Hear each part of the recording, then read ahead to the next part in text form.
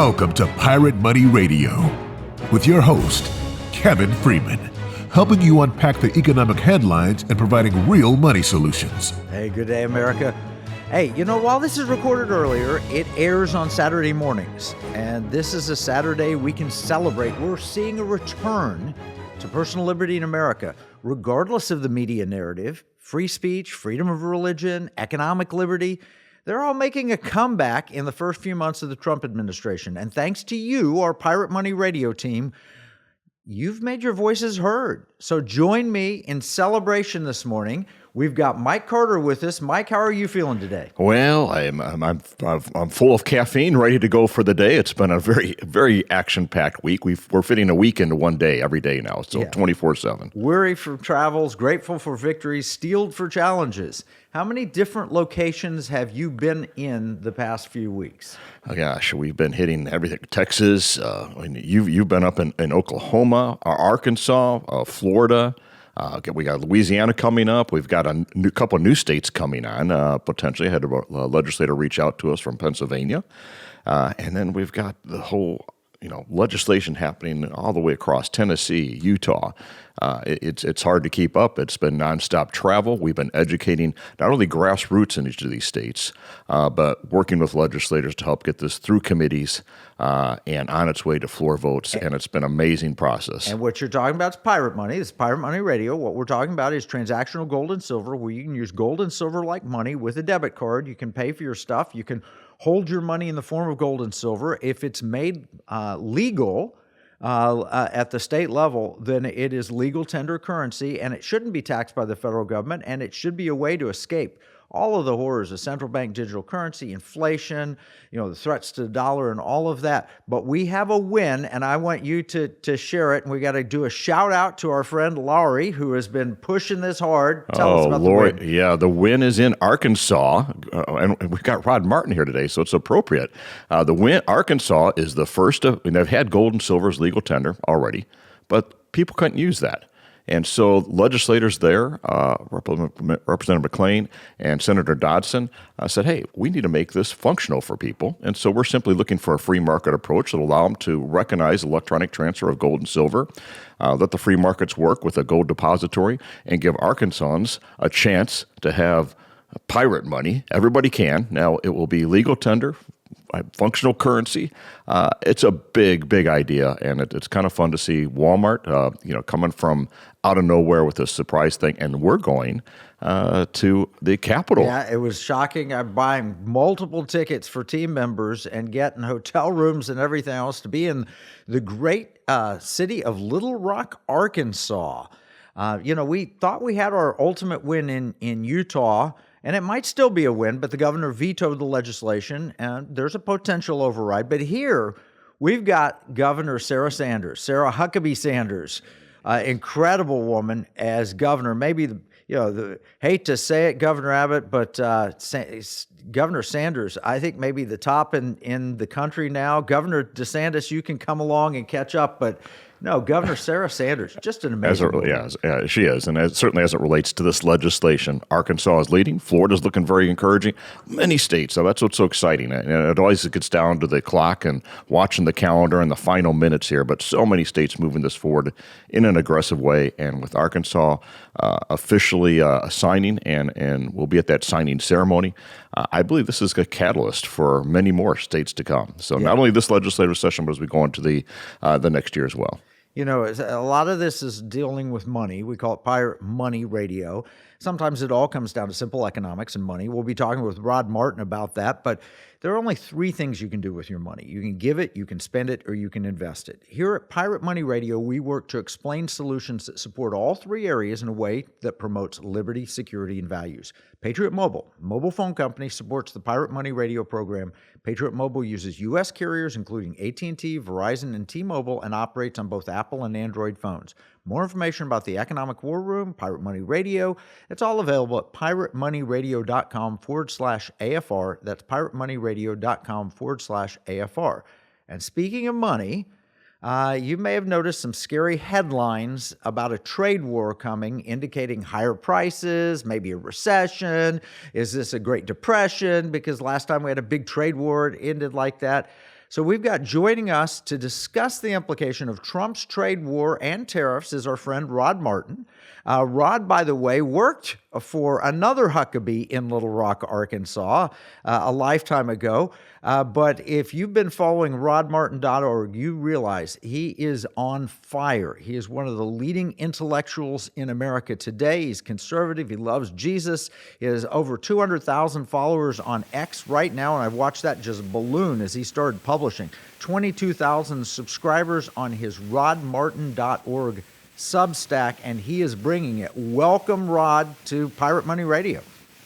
Great to be here. You know, Rod, I think my IQ's gone up a couple points. I've been reading these constant Substacks and what's going on, and my dinner conversations have been enlightening. I no longer talk about pirate money only. I can talk about all these other geopolitical things. So between Kevin and between Rod, these are the sources to really understand what's going on out there geopolitically, economically, culturally. It's exciting to have you on as part of our team here, Rod, but really exciting to see what you do on the Substack. You are lighting it up, man. I appreciate it. And, you know, we need that kind of analysis today. Geopolitical analysis may sound high and mighty, but the truth is we're in a very interdependent world. And what happens in China affects what happens in Kansas. What happens in Ukraine affects what happens in New York. And if we don't understand how all those pieces fit together in a holistic way, we can't make good policy decisions and we can't nominate the right candidates for public office. So rodmartin.org, that's your go-to solution. I encourage everybody to sign up. Well, and I'll echo that. I mean, if you want to understand these things, you can turn on the TV and they'll give you a 2-minute sound bite. And it's high and mighty nonsense. It doesn't explain anything. It doesn't put it in simple language. What rodmartin.org does is put it in plain language that you can understand, that's thought through. It's intellectual, but it's not at a highbrow level to where you can't understand it. I mean, that's what intellectuals do, is they try and scare you with all these fancy words and make it impossible to understand. You're like, oh, they're smart, I should put them in charge. Rod does the opposite. He skewers the so-called brilliant people, and he brings common sense, homespun wisdom, and ideas from a guy that's got, you know, a genius level IQ. You really are doing a great job. And you know who picked this up? Charles Payne on Fox Business. Did you see that segment? I did see that, yes. Yeah, and I'm glad Charles Payne is picking it up, but I'm glad everyday Americans, Main Street Americans are picking this up because, you know, Kevin, as we've been traveling and talking to groups out there, I see this natural tendency for people to say, oh, well, Trump's got it handled now. We can sit back and relax. It doesn't work that way. You know, we talk about the small ships here, about us all working together, about us, the importance of being up to speed on what's going on and helping other people understand that. Rod, what you're doing, I thank you for that because it gives you those talking points and easy to understand things where you can have those conversations. I actually had a little fun with some conversations with some people outside of Tesla protesting the other day and was pulling on some of the information from your reports and what we do here. They didn't get it, but you know, it was amazing to see all of a sudden they were worried about their IRAs and their 401ks and their stock prices. And yeah, it was an interesting dialogue, maybe a little shouting. I did called a few names. I don't know how that happened, but anyhow, it's fun sometimes to be able to have that conversation, but be able to approach it with, you know, I really do understand what's going on, and let me help you understand in a collaborative way. But anyhow, Rod, we're going to need you to help us understand what are tariffs. We've got a half a minute, and then we'll take a break, and then we'll come right back. What are tariffs? Tariffs are taxes on goods that are imported, but a lot of our friends misunderstand how they're being used. They see it as a tax on consumers. That's not really what's happening. What's happening is other countries are using tariffs to make it impossible to sell American products in their markets without saying so. And that's what Trump's taking on. Trump was very clear in the G7 meeting in 2018. He wants fully free trade, no tariffs, no trade barriers of any sort. And that's where he's headed here. He's using our disproportionate market power as the world's largest consumer market to bludgeon these guys into doing what's right. Okay, so if you've been told that tariffs are evil and Trump has got this horrible plan, we need to understand what's really going on, and we'll learn more with Rod Martin right after this break.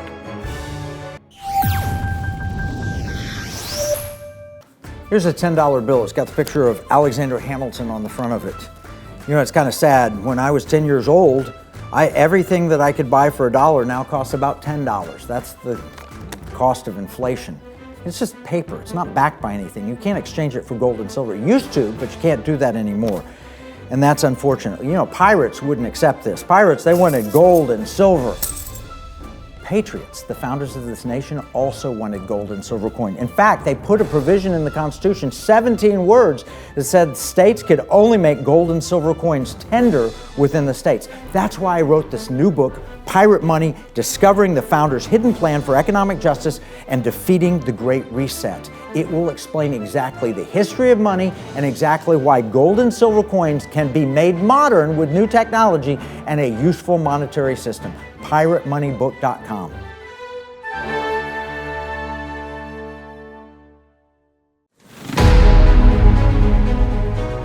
Welcome back to Pirate Money Radio with your host, Kevin Freeman.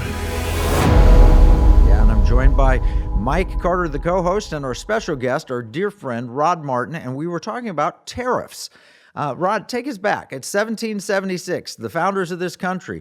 What did they think a tariff was, and how did they see it being used in the economy, for the government, and so forth? Well, the founders' perspective on it was, first of all, the federal government was going to be very small, which continued to be true into the 20th century. And as a result of that, you really didn't need anything like an income tax, which would have completely horrified them, and did. And so tariffs were a perfectly reasonable way to pay for the operations of a much smaller government. And they did a very particular thing, which was make it cheaper to buy American goods. Well, that's in colonial and immediately post-colonial times, so we didn't have a lot of industry here. And you're actually creating a civilization out of a wilderness. It makes sense to try to do things that favor the development of American industry. There certainly is a mercantilist aspect to that, but nevertheless, that worked for them. What we're seeing now is really quite different from that, except in a handful of spaces. So, for example, one of the spaces where that founder's vision kind of approach definitely applies is in something like rare earth metals, where, we're totally dependent on China, but it's not because we can't produce them. The idea that we don't have rare earths is just silly. What we don't have is rare earths refining capacity. And a lot of that is because of the Green New Deal and things like it that have been designed to hobble countless American industries in the name of environmentalism. But we all know that modern environmentalism is a watermelon. It's green on the outside and red all the way through. It's all about herding you into communism in reality. So we have allowed countries like China to get these huge advantages in refining rare earths or manufacturing. Let's stop for a second and explain rare earths. You're talking lithium, but you're also talking the things that are necessary, the building blocks for the modern economy, for semiconductors, for AI. Explain that a little bit and what China has done to keep America from actually exploiting the massive amount of rare earth minerals we have in this country. Well, they have funded, as the Arabs have and the Russians have, lots of people have, they've funded the American environmental movement in large part for decades, my whole lifetime. And the idea, of course, is to keep America from producing the things it most needs and thus making them dominant over those things. That really worked on oil extremely well into the Bush era. In 2007, when oil was at its peak price-wise, we actually sent $700 billion overseas to our enemies for energy. Well, that's absurd. We're the biggest repository of energy on the planet, and we have the capacity to supply Europe, for instance, which is still dependent on Russia after 3 years of war, and it's just crazy. They should be buying that liquefied natural gas from Louisiana and Texas, not from Moscow. It's just absurd. So we have done things all along the way that were in line with frankly, our position as the world's largest economy. We're just 4% of the world's population, but we're 26% of the world's economy. And so we have luxury options. We can just outsource our rare earths to China, or our pharmaceuticals to China, or all these different things on which a modern economy absolutely depends, with very little consequence, as long as the only thing you're looking at is the balance sheet. But that's not the only thing. Right now, China has embargoed rare earths. Well, that means you pretty much can't build an F-35 fighter jet unless, or a smartphone, or lots of other things, unless you have a stockpile of the stuff. We've got to create refining capacity in the United States. We've got to do some things to shore up national security essential industries. So there is that aspect to the tariffs, but that's not really Trump's aim here. Trump made his aim very clear at the G7 meeting in 2018 when he said, look, I went to Wharton. We all know the ideal outcome is no tariffs and no trade barriers. What Trump knows is all these people sell a lot more to us than we sell to them. That's what that trade deficit is. They need our market. 48% of Germany's economy is exports. Germany is the third largest economy in the world. Without the U.S. market, they're toast. And that's true for China. And that's true for a lot of countries. And Trump is using the tariffs to get them to open their markets to U.S. producers in the way that we've opened our markets to theirs. The logical outcome of this for just about everybody but China is going to be a massive free or close to free trade area that surpasses anything that all of his predecessors were able to achieve. Okay, well, let's take 2 points in there. One of them is the post-World War II strategy when we were helping to rebuild Europe, because I thought you made a brilliant point at rodmartin.org in your Substack explaining that. And the second one is the whole notion that our goal is to get to zero tariffs. What will that mean? And do we take pain? Is this the art of the deal, or do we have to show a willingness to take pain in the short term to win the big deal? So cover those two. First, post-World War II strategy. Well, without a doubt, we do have to accept a certain amount of pain here to get to a better outcome, but that's also true if you go to the gym. So I'm not overly concerned about that. As far as what we've been doing, after World War II, Europe was flattened. Japan was flattened and nuked. China was flattened. I mean, all of our major competitors and partners were just ruined. Russia lost 20 million people in the war. We lost 400,000. I mean, the difference is just staggering. They all got ludicrously poor as a result of this hellacious conflict. We got richer. So at the end of the war, we were actually 50% of the world's economy, and the Russians are romping and stomping across the center of Europe, and we didn't want them to take West Germany too. We didn't want them to take France and Britain too. So we set up a series of things that were designed to subsidize those guys and help them get back on their feet. And once they were somewhat back on their feet, we continued to do things that were designed to keep them on side, keep them moving in the right direction, keep them wealthy enough that they weren't tempted to vote in communism. Eurocommunism was a real threat in electoral politics in Italy and France as late as the mid-'80s. You know, we're doing all these things to win a global conflict. And we did. We absolutely did. We bankrupted the Soviet Union. We no longer have to deal with the evil empire. We don't have to worry about communism taking over the world by force of arms. Now we have to worry about it taking over by force of argument from Harvard, but that's another thing. We can deal with that domestically. What we have now, though, is inertia.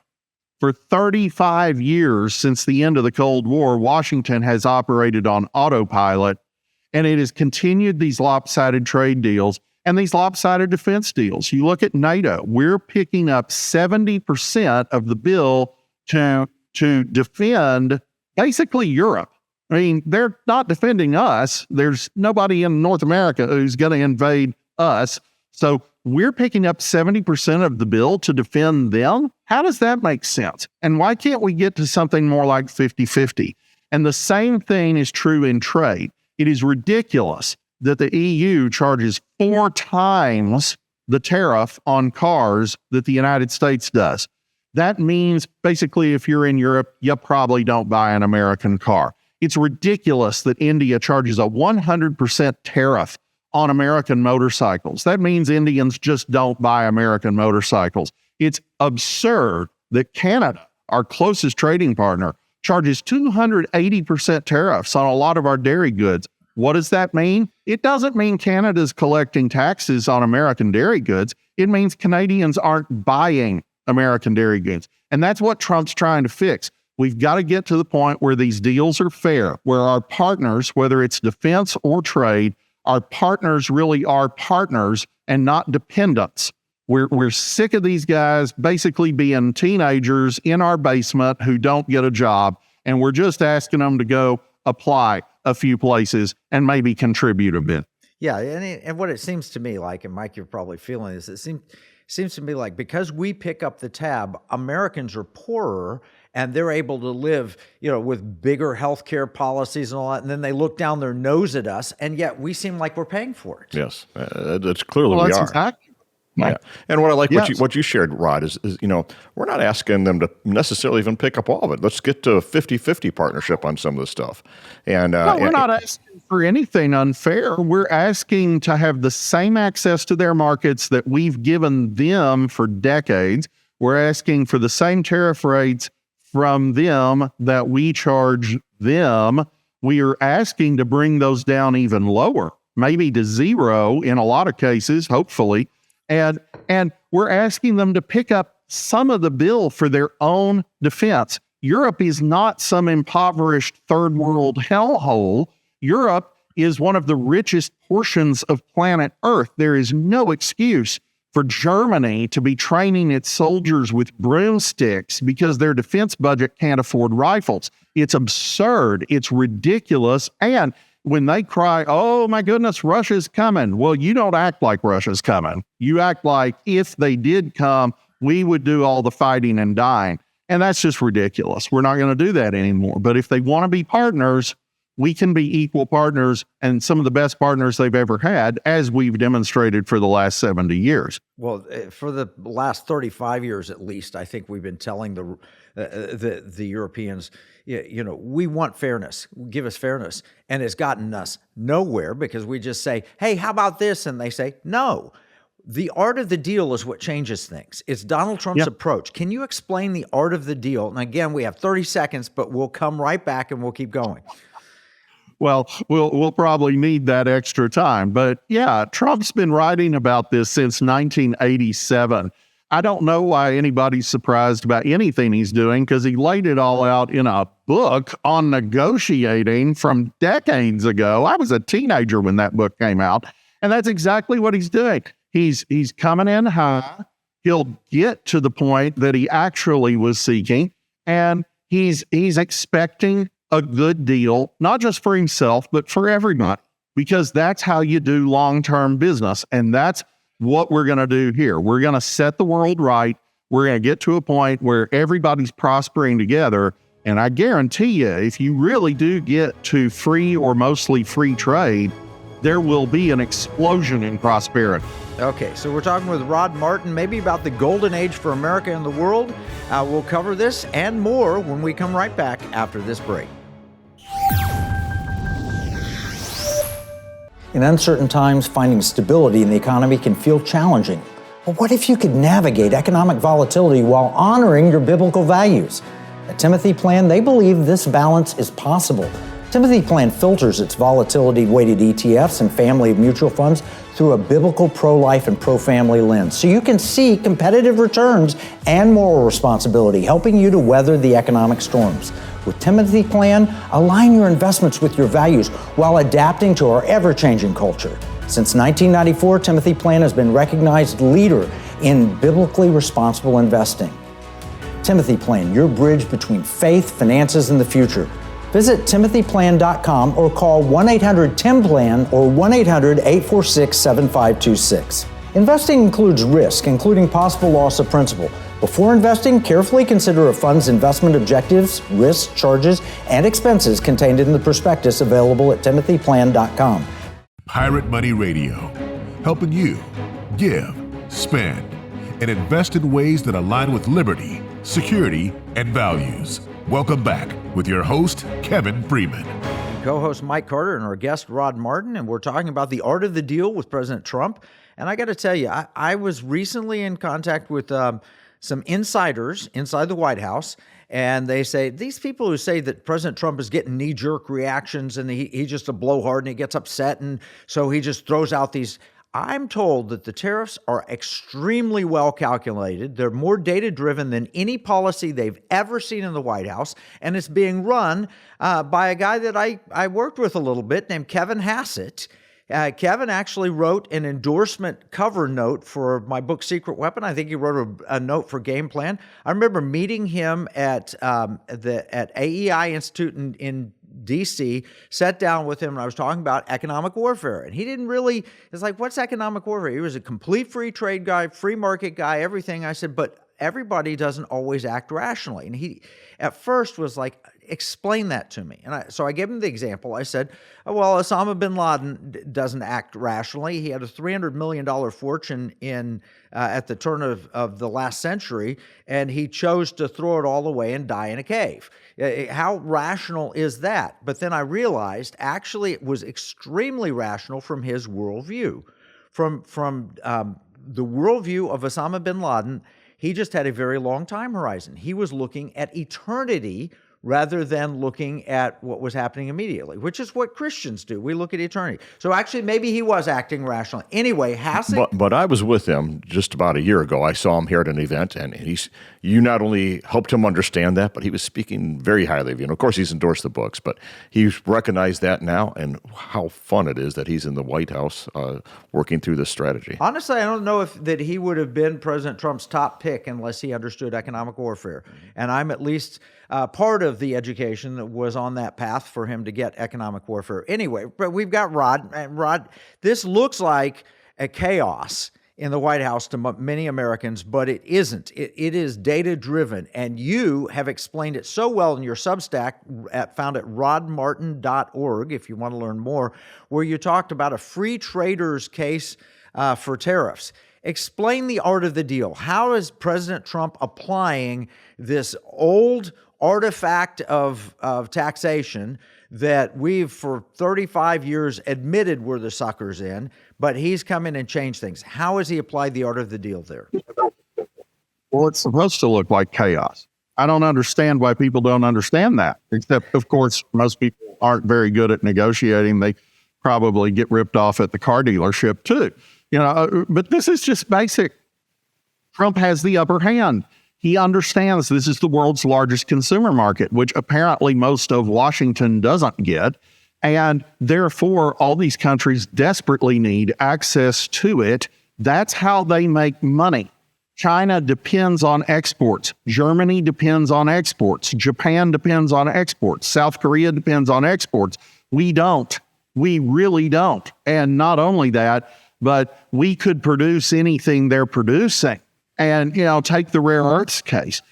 We have more than enough to be the world's largest exporter of rare earths. We just gave up the field, which is a pretty stupid thing from a national security point of view.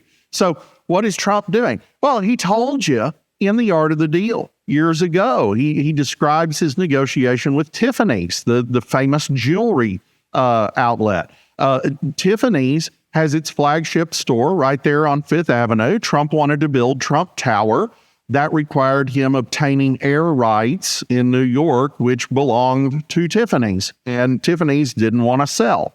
So Trump solved his problem. He goes to the architect. He says, I want you to design the most beautiful building you can possibly imagine, and I want you to design the ugliest building you can possibly dream up, that we can build on this without the air rights so that the property values at Tiffany's get tanked. So he took the architectural plans to Tiffany's, and lo and behold, they made a deal, and both companies got rich together. So this is just how Trump thinks. He's going to give you both the carrot and the stick, but he's usually going to start with the stick. And that way he can negotiate a better deal. And this isn't a better deal in this case for the Trump organization or for Trump's political career. He's term limited. He's not coming back. So what is it for? It's for the good of America. It's for the good of common people who need jobs here now and good prices, because if we have proper access to their markets, what comes with that is lower tariffs, cheaper prices for everybody on everything. But you have to be willing. It's the same thing. I know, Mike, you've been this. I watched my wife, Marnie, get horrified at the car dealership when I said, you know what? I don't need this. I don't need this. That price, it's unfair. I'm leaving. And of course, they run after you when you leave and try and drag you back. All right, so he's done this, the art of the deal, and it's been effective. What is it now? Last I heard, 130 nations have come to the table, according to Kevin Hassett, saying, no, let's renegotiate. Let's do this. But one has been left out. Which one is that? Well, that would be China, because the aim with China is not primarily what I'm describing. The aim with China is primarily to deal with a hostile foreign power that routinely threatens to attack us with nuclear weapons. I just can't stress that enough. Who does that kind of thing? I mean, can you imagine if an American president went on television and told the American people that, well, if the Chinese don't act right, we're just going to blow up Beijing? I mean, no one would do such a thing, but the Chinese do it all the time. And we know they're doing all kinds of bioweapons research, some of which was funded by Fauci, just to be clear. I don't know. First of all, I can't imagine the mindset that would cause you to think engineering bioweapons is a good idea. I can't imagine the mindset that suggests that you would want to help the Chinese do it, but I really, really can't imagine why they would need our money. So, I mean, everything about that is the kind of socialist mishmash that you've come to expect from the Democrat Party. Nevertheless, these are bad people. They are absolutely intent on power at all costs. They're committing a genocide among the Uyghurs right now. They're suppressing the church. They're doing everything they can to tank us globally. And Donald Trump is just saying, no, we're not going to do that anymore. We're going to decouple these two economies. And that doesn't mean we won't import anymore. We just may not import from you. And when China either comes to heel and we make some deals that make sense, like them repealing their new laws that actually legalize what they've been doing forever, which is intellectual property theft. Yeah, they just passed a new legislative package that makes that perfectly legal under Chinese law. Well, that doesn't comport with World Trade Organization rules. What's this rules-based order we're supposed to be defending when our main competitors don't follow those rules, don't even pretend to anymore? So Trump is taking that on as what it is. They are an enemy, and they can either start acting like a friend, or we can continue to treat them as an enemy. It's time. Yeah, let's be clear, and I know you, Rod, well. You don't mean the bad people being the Chinese people. They are very good people. You mean the Chinese Communist Party and the leaders who are pigs, literally pigs. So they're terrible, terrible people. These are brutal murderers. And our pretending that they aren't so we can get a cheaper iPhone is a sick joke. How much would the Democrats have been willing to trade with Hitler's Germany? Because that's what we're talking about here, and there's no escaping it. Well, and when you say this, the people who are most hurt by the Chinese Communist Party are the Chinese people. And we could be doing the most humanitarian thing possible. And I want to delve into this on China just for a second, because we had Reggie Littlejohn on Pirate Money Radio not long ago, and she talked about the womb police and the culture of death that has just destroyed China. And it reminded me of something you told me years ago. Nobody believed you, but you said China's population is falling and China as a nation is failing. Can you describe that briefly? It's simple demography. You have to have 2.1 children per woman to maintain your population at a particular size. the leftists in Beijing agreed with the leftists in California that the biggest problem facing the world was overpopulation. They literally mean the joke on the internet that you are the carbon they want to reduce. And by the way, China is not reducing carbon of any sort except people. So, the idea that they're on board with the environmental agenda is a joke. They're funding the environmental agenda to restrain us from prosperity so they can gain an upper hand in the world. But this is a government that murdered 65 million of its own people in the 20th century. This is a country that is carrying out a genocide right now. And their biggest genocide is really against their own people, not just in the ways I described, but the implicit means of the one-child policy. The one-child policy was their answer to the overpopulation problem. Well, first of all, God tells you, be fruitful and multiply, fill the earth and subdue it. More people means more division of labor, more creativity, more geniuses, more everything that's good. And we've seen that in the world over the last lifetime as the number of people has tripled and the amount of food available for them has actually multiplied beyond that. More people is a good thing. But China is now on track, and intractably so, not at 2.1 total fertility rate, but at 1.0, dropping fast towards 0.8, where we think it'll stabilize. But if it stabilizes at 0.8, by the end of the century, they will have lost 75% of their current population. America will be bigger than China by the end of the century. And the economic chaos that ensues from that over the next 2, 3, 4 decades is just unprecedented in human history. Well, they've suckered us in and said, you got to have access to Chinese markets, and therefore give us your intellectual property, move everything here, let us be your manufacturing base, and yet their population is collapsing. And it's collapsing from a cultural standpoint because once they instituted the one-child policy, they actually convinced people it's a bad thing to have babies, particularly baby girls, and so they stopped having baby girls. And now with a 2-child or a 3-child policy, it doesn't matter. The culture is sick. We need to revitalize the Chinese culture. We need to show them the love of Christ, literally. The solution to China is the gospel of Jesus Christ, and we need to carry it. All right, we've been talking with the amazing Rod Martin. We've been talking about China and tariffs and trade wars and all of that. We'll be talking more of this when we come back, and I want to even get into the future of technology, and then I want to talk with Rod about his faith.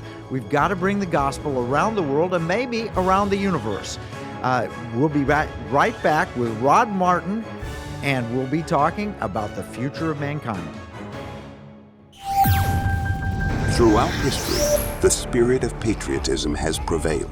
The battles may have changed, but the values remain the same. Today, in 2024, we find ourselves at a pivotal moment where the call for unity, freedom, and a better future echoes louder than ever. For more than 10 years, Patriot Mobile has been committed to supporting the values that make our nation great. With affordable plans and reliable nationwide coverage, Patriot Mobile is not just a wireless service. It's a call to action for those who believe in the American dream. Because this year is not just any year, it's the most important year since our nation's founding. Choose a wireless carrier that shares your values. Choose Patriot Mobile.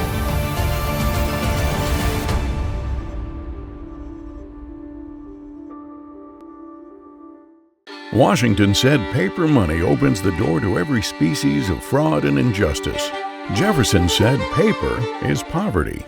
Hamilton said to emit an unfunded paper as the sign of value ought not to continue a formal part of the Constitution.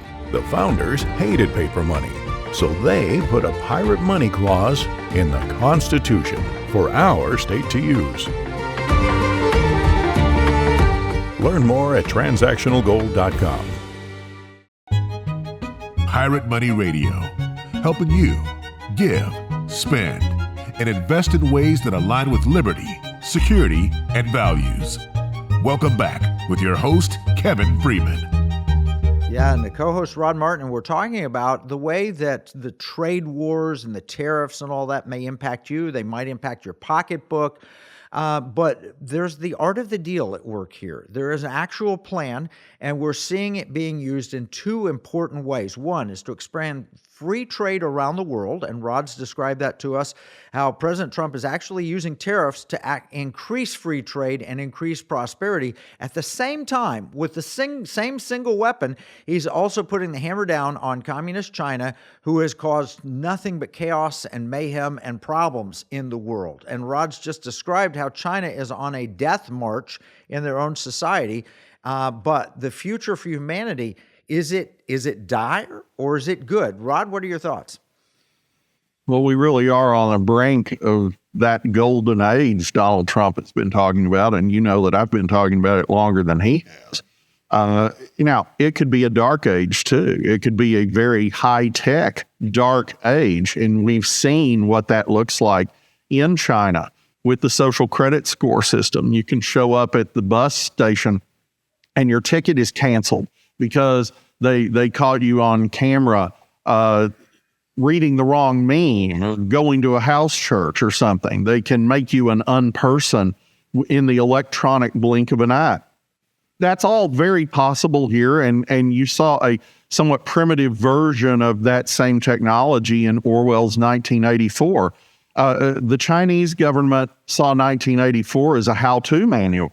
It's just extraordinary. So could that come here? Yes, it absolutely could, and the building blocks are already in place. Hey, let me jump in here for a second. Well, I want to say this because it's something I picked up from some of my intelligence community buddies. That is true. Central bank digital currency, who's the author, creator of that? Is it the World Economic Forum or is it Communist China? It's probably a combination of both, but that's the idea that they can stop you when you go to buy a bus ticket or want to buy a cheeseburger, and they can control you with your money. I do have good news I want to throw in here, and I think it's good news because the people in Brussels, and I'm getting a letter from this, basically have said that the number one threat to that is transactional gold and silver. And if we just pass this in Arkansas, signed into law by Governor Huckabee, your home state, Rod, we may have the opportunity to change the world with that. But economic liberty. It's about economic liberty, pirate money, transactional gold and silver, and avoiding the social credit score stuff. It's significant. Yep, and that's a threat. And Rod, you've been working with us from day one on that. Intellectually, we've been talking it out. We've hashed it out. You've been at every one of the summits we've had. You're a big part of making this happen. But that's the dark side, and we have a solution that Pirate Money Radio and our whole team, including Rod, have been putting forth as a solution. Okay, so that's the bad, the dark. Tell us the good. The good is that if you can maintain liberty, we are on the cusp of an explosion in prosperity and the human frontier like unto 1500 when the Spaniards had just discovered the New World. There's really only that comparison to it. And you see that in countless ways. You see it in life extension technologies that are going to make people live quite a bit longer, not forever. I mean, if you want to live forever, you need to talk to Jesus Christ. He can arrange that. If you want to talk to biochemists, we might get you 120 or 150 years. It's actually on the horizon. It's something that can really happen. And I know people think that stuff's crazy, but the average life expectancy in the United States in 1900 was 47. Now it's 80. So, extension of life is actually a very real thing that we have experienced in this country. Not just that. You see it with Elon's rocket technology. The Starship program is just extraordinary. He's built a factory that's capable of building one a day. So you're going to have thousands of these ultimately. Does that mean you colonize Mars? Sure. It also means you could move an entire armored division anywhere on Earth in under an hour. That's going to make the United States geopolitically dominant in short order. And you just have 1,000 different ways in which all of this conspires together to make the world better. And the most important piece of it, of course, is space. In space, You've got all the resources that you have here, some resources that you don't have here, and you have them in crazy abundance. And so once you start opening that up, you're going to dramatically reduce the cost of just about every commodity in sight. And that's going to raise the standard of living of everyone on this planet. And it's just going to be an amazing time to live if we can maintain liberty. And if we don't do that, it's going to be the worst time in human history. Well, the best way I know to maintain liberty is to share the gospel of Jesus Christ. And I know, Rod, you've been active and involved with this in your church, in the Southern Baptist Convention, and everywhere else. How do we spread the message of liberty? First, before I go there, I want to remind people, if you want to learn more, you've been hearing Rod Martin, and you want to learn more about what Rod is doing, go to rodmartin.org and subscribe to his Substack to learn more. And you'll get, every day or two, you'll get brilliance like you've heard on this radio program. Yeah, things like the green movement is like a watermelon, green on the outside, but all red in the middle. I mean, red meaning communist. Yeah, exactly. That's good stuff. No, it is good stuff, and it's easy to understand. All right, Rod, so let's talk about the spread of the gospel to promote liberty, because Christ has been made known unto us liberty. When Christ, he said, when he read from the passage on that moment, he said to bring liberty to the captives. That's the role of Christianity. Explain liberty from a Christian perspective. Well, you're exactly right. And you will notice that the free parts of the world are those which come from a Christian worldview and those other portions that have been heavily influenced by it.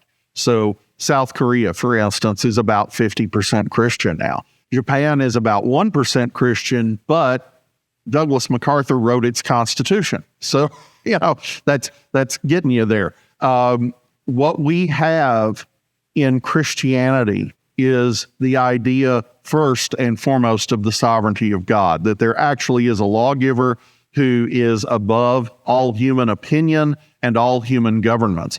And second, that he has placed his image on all humans. So human beings actually bear the image of God. They have dignity in and of themselves, and therefore they have inherent inalienable rights, among which are life, liberty, and the pursuit of happiness. And Jefferson didn't just flourish with pursuit of happiness, as some political scientists claim. That was a deliberate change from John Locke's life, liberty, and property, because Jefferson understood, and Jefferson, of course, wasn't a Christian, but nearly everybody in that meeting was.